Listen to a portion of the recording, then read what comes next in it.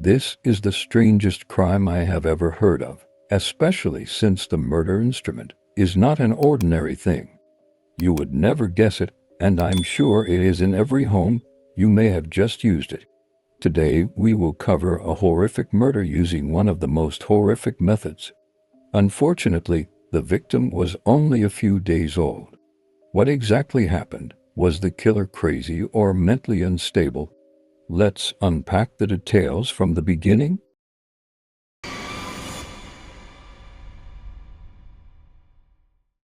The events of today's story began on August 30th, 2005, in Ohio, USA. As follows: Terrell arrived at a children's healthcare center with his girlfriend, China, at 7:15 a.m. Terrell was holding their infant daughter, Paris, who was suffering from a high temperature and severe injuries. The doctors examined the little girl right away in an attempt to help and save her, but they told her parents that the baby was burned. She was exposed to a temperature of 95 degrees. The infant wasn't breathing, and she had no blood pressure or pulse. Despite that, they kept trying to resuscitate her for 15 minutes.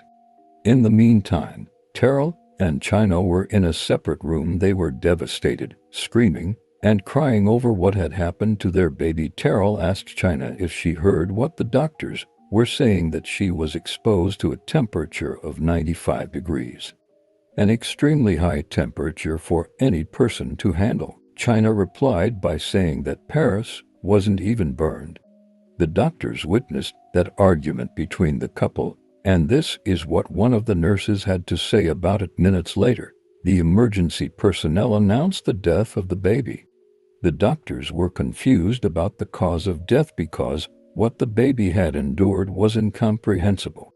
It was clear that the baby, Paris, was burned in a strange manner. The reason why she had atypical burns, for example, a hot liquid, didn't cause her burns, nor did a direct fire burns. Something strange? We will find out what it was in a bit.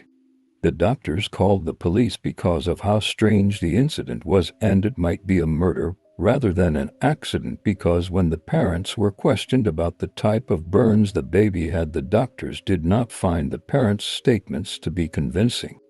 Do you realize how unusual her injury was? I'll go into great detail about her situation, but first, let's learn more about the mother and the father. First, let's talk about the mother, China, who was 25 years old at that time, a mother of 3 children, who were 9, 7, and 4 years old. China shared an apartment with her boyfriend, Terrell. Together, they had their last baby, Paris. Paris was 28 days old then, before her life was taken. Terrell was a drug addict and had constant fights with China because he was unaware of his actions most of the time. Because of their yelling and the ferocity of their arguments, neighbors usually heard them back to the day before the incident. Monday, August 28th. That day the couple had a huge fight. They were so loud that one of their neighbors overheard their argument and claimed to have seen Terrell hit China. The neighbor couldn't figure the cause of the dispute between the couple, but it was obviously a huge dispute. However, he couldn't figure out the details. In the hospital, the doctors asked China about what happened that evening to figure out what happened to the child or to obtain some useful information. China stated that the night before, Terrell and she had left the children with China's sister, Leonda. They claimed to have left them with Leonda in the apartment while they went out.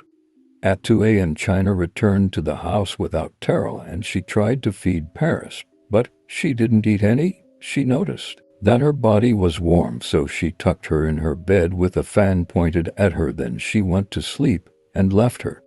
She claimed that she got up in the morning and got her 3 kids ready for school, then went to check on Paris. After making sure they got on the school bus, China said that she felt uneasy by then, so she called Terrell and asked him to return ASAP to the apartment and take Paris to the hospital. Of course, that was China's version of the story. That was of no use for the doctors, simply because she didn't say what exactly happened to the baby that caused those bizarre burns. So, the doctors had to contact the police. and they began the investigation. Terrell and China were called in by the police to interrogate them. When they arrived at the police station, China was questioned about what happened the previous night, and she told them what happened, but her story was different from the one she told earlier. China said she arrived home between 9:30 and 10 p.m. and Leonda, her sister, was waiting for her. She also said that the baby was fine. In the living room, she laid her little baby on her lap and dozed off. Then she awoke at around 2:30 a.m. to the sound of Paris crying, so she got up and put a bottle of milk in the microwave for her. Then she fed her and changed her diaper and laid her back on her lap and dozed off once again. China continued, when I woke up in the morning, Terrell was sleeping next to me, but she couldn't find Paris. She said, I thought that Terrell had tucked her in her bed. But when they questioned Terrell, he denied everything she said. The police then asked Terrell about the exact time he arrived at the apartment and the whereabouts of the baby when he entered the apartment. Terrell said that he came back around 3 to 4 a.m., and when he entered the apartment, he slept on the couch in the living room. Then when he woke up, he saw Paris sleeping on the other couch, like a dead body. Well, things have gotten a little complicated now. The mother had no idea who moved her baby from beside her, and the father had no idea what happened. He didn't even touch the baby that night. China and Terrell were in a tough situation. They were crying, unable to control their emotions, because they lost their baby. That was why their stories seemed inconsistent. After the police got the parents' testimonies, they decided to search their apartment to look for evidence that can help them solve that strange mystery and to figure out what had happened to that poor little baby. When the police arrived at the apartment, they searched it while examining the probable causes of the burns. The police already knew that Paris was burned, but they had no evidence. Nothing in the apartment was of help. When the investigators received the forensic medicine report, they got even more shocked and perplexed. Let me describe to you the baby's condition. Her body felt cold and hard on the outside, without any burn marks, only her skin was peeling. The strangest thing was that her clothes were very clean, but based on her injury it was assumed that there must be skin, liquid, or something else on her clothes. That was Paris's body from the outside. The internal examination, on the other hand, was the most gruesome thing anyone had ever heard. I'll go into great detail about that. I'm really sorry for what you're about to hear. The internal examination revealed that Paris's blood must have reached boiling temperature, estimating it to have been more than 100 degrees Celsius, and all of her internal organs were burned. The burns were also uneven. For example, her back wasn't burned at all, as if her injuries spanned certain parts of the body. I know that description hurts, so I apologize once again, but I'm just letting you know what that baby had gone through. Knowing what caused that will shock you even more. The detectives searched the house thoroughly, but they couldn't determine what caused those burns. They were baffled. They examined the heater and the electrical appliances, even the kitchen oven, but they couldn't figure out how the baby was burned. They were certain that the baby was intentionally burned, but what or who burned her was a mystery. The apartment was searched multiple times, but to no avail. They couldn't find what they wanted. The only thing they found was a plastic dish with some dirty water in it. When they asked China about that, she said she gave Paris a bath that afternoon and she forgot to get rid of the water. A sample of that water was taken for analysis.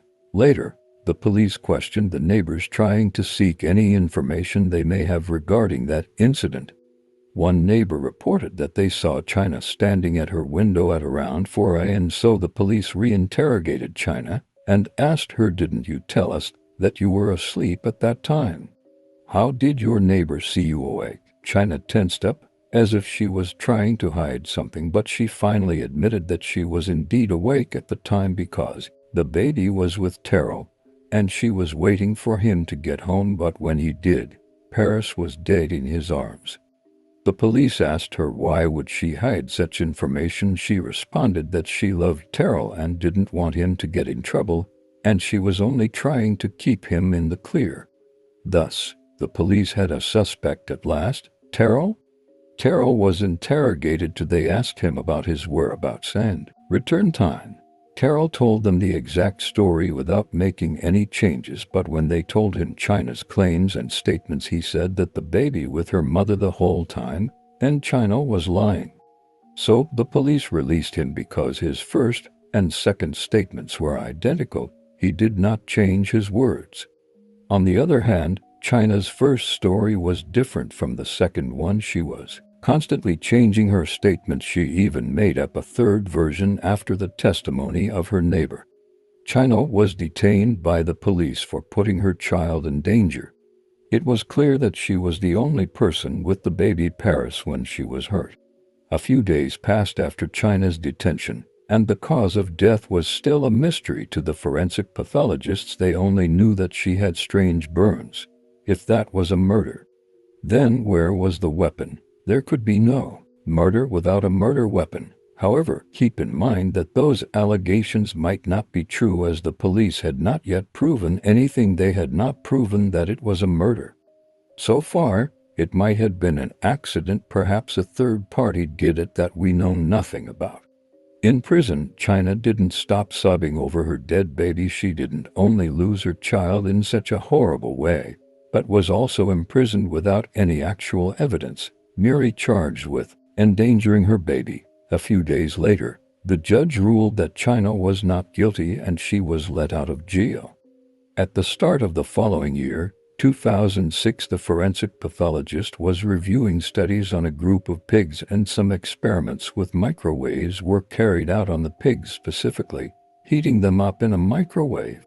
They studied the effects on the animals after the microwave heating process. The test pigs were roughly the size of an infant baby because a fully mature pig is too large to fit inside a microwave. Therefore, they used small pigs the size of an infant baby and microwaved them. While the forensic doctor was reading, he learned of a microwave-related incident in the state of Virginia of an infant baby who was killed using a microwave. Let's look at that incident. That poor kid who was burned in the microwave. That incident occurred on September 23, 1999, when the baby, Joseph Lewis, who was 1 month old, was found dead in the microwave. His body was covered with red spots and pimples. After examining the baby's body, it turned out he died after his body was heated for 10 minutes straight in the microwave and his blood temperature reached 106 degrees. The police investigations revealed that Joseph's mother, Elizabeth, was the one responsible for killing him. Elizabeth was 17 years old when she committed the murder of her son. She also suffered from epileptic seizures and depression. She stopped her medications during her pregnancy, and that worsened her mental state. Joseph's father told the police that Elizabeth suffered from severe seizures, especially after the death of her brother in a car accident. She was in deep melancholy, and the last thing Elizabeth recalled was putting the bottle of milk in the microwave, but in reality, that was only a delusion. She put her baby instead of the bottle in the microwave. Elizabeth was sentenced to 5 years in prison for manslaughter. After reading the verdict, Elizabeth was crying. She said, "I love my baby and I will always love him. I really don't remember doing such a horrific thing."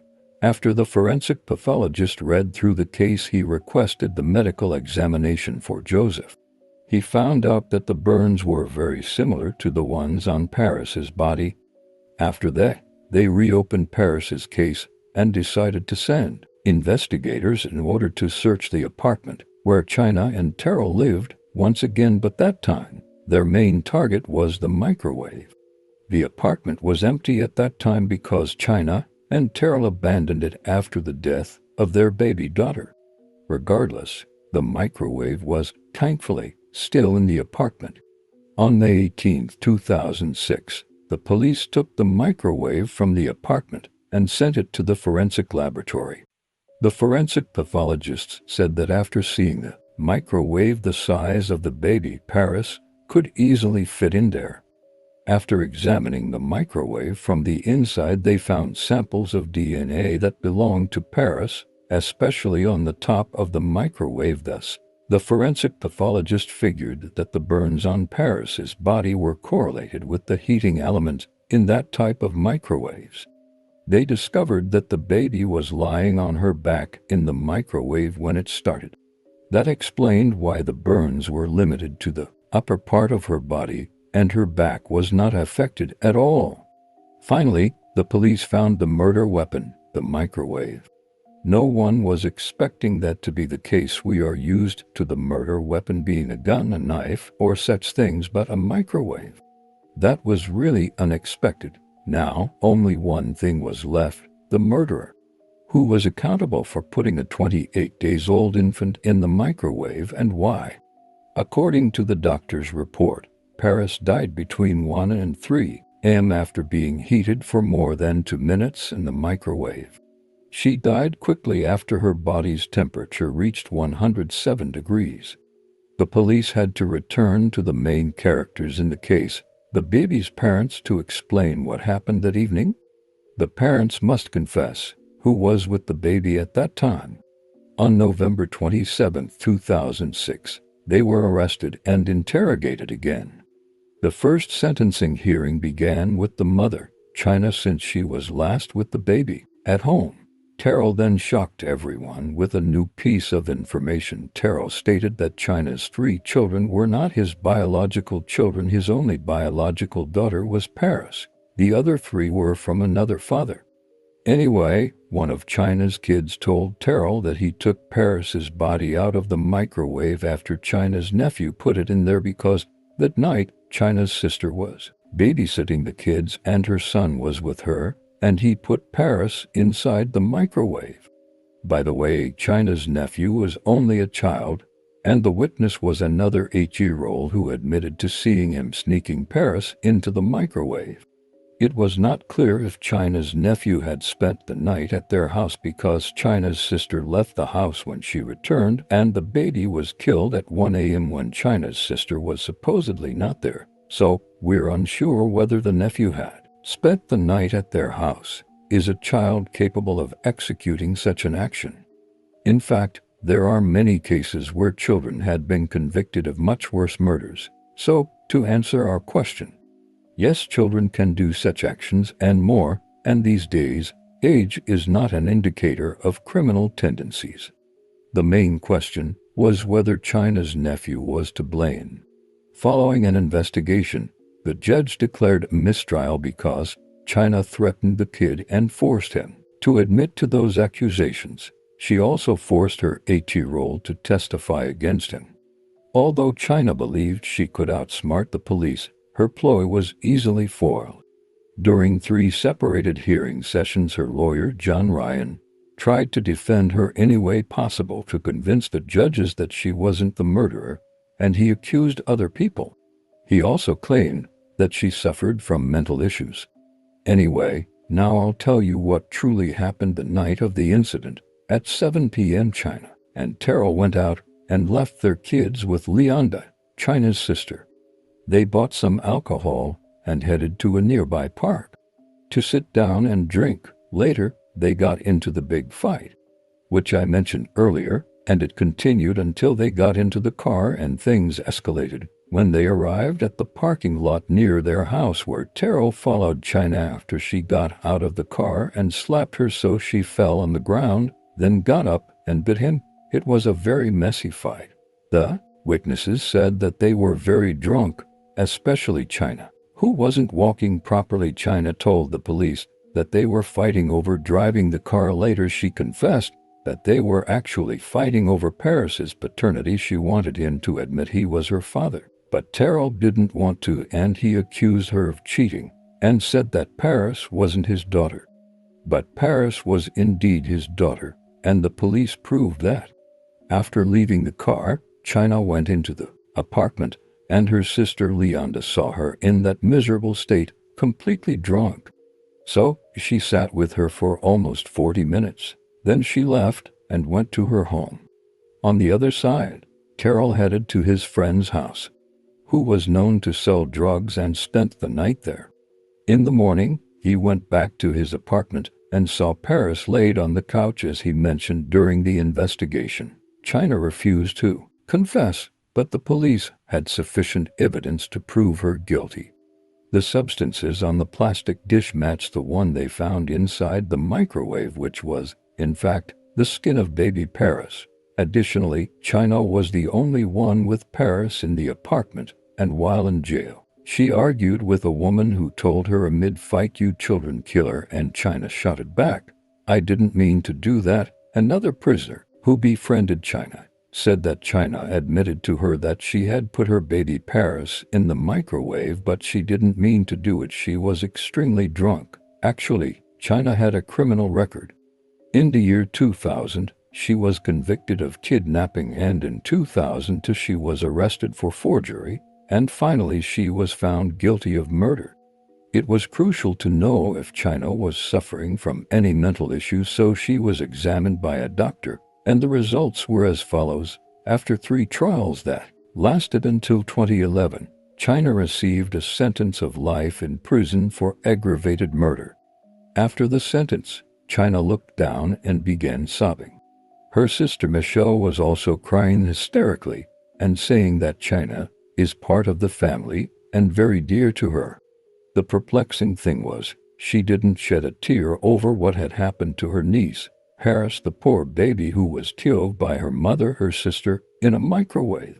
She had no sympathy for the baby, only for her murderous sister, the poor woman. A part of the family.